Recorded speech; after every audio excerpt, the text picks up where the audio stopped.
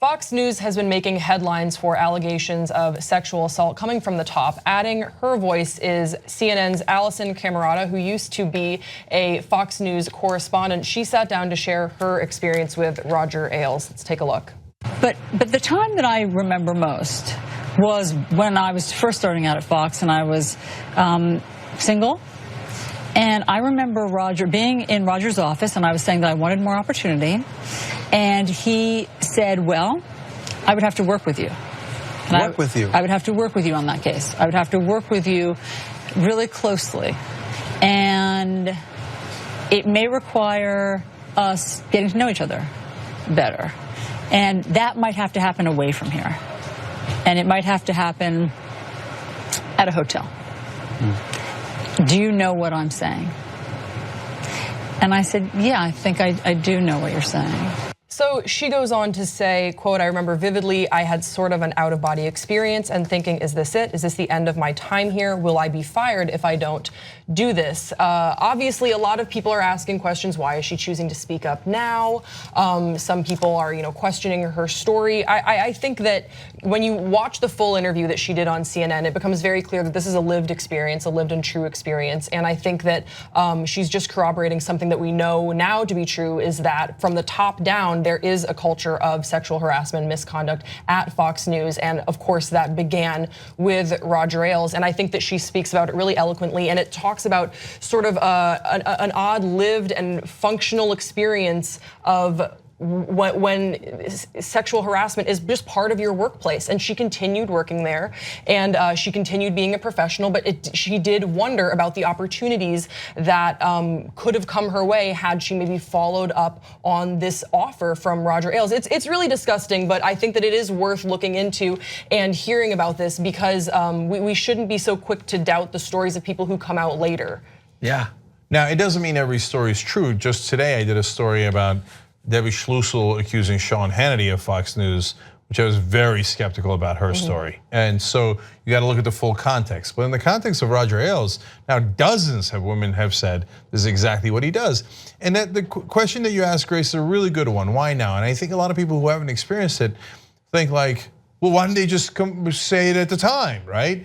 And I think even Sarah Palin recently said, like, why didn't they just quit, right? Well, I mean, if you haven't lived it, you don't know the kind of pressure. I mean, do you know, okay, so in the context of news, the old way of doing things, and TV still does it the old way in a lot of ways, is you work your way up from these tiny little towns to a mid-sized market, and then to hopefully a large market, then to cable news. And if you crash at cable news, you're back in Milwaukee, or you're nowhere, right?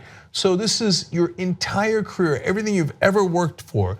And knowing what kind of pressure there is, that's why monsters like Roger Ailes go and think, I got you. So you're either gonna play ball or you're gonna lose your entire career. So of course they're afraid to come out, because even if you, look, if she was the first one to say it, all the pressure in the world would have been on her.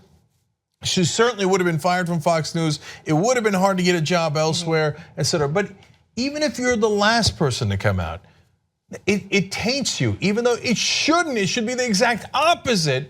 But I know, having worked in large corporations, I'm not just putting it on cable news, there's a thing of like, oh, is that a troublemaker?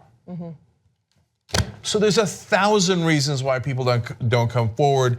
And so when you see that dozens have against Roger Ailes, you realize even at this late date, it might be several dozen he did it to. Yeah, and it's really good for her for corroborating the story of so many women and just speaking out and saying, I support these women, these allegations are true. This is something I experienced. I can't say, for every single woman, but it really sounds like her experience working at Fox News, it was sort of an occupational hazard. You might get hit on, you might be sexually harassed in the workplace. Brett, what was your reaction to this story? Just how she specifically articulates the feeling that she had. She says, I knew I wasn't going to that hotel room under any circumstances.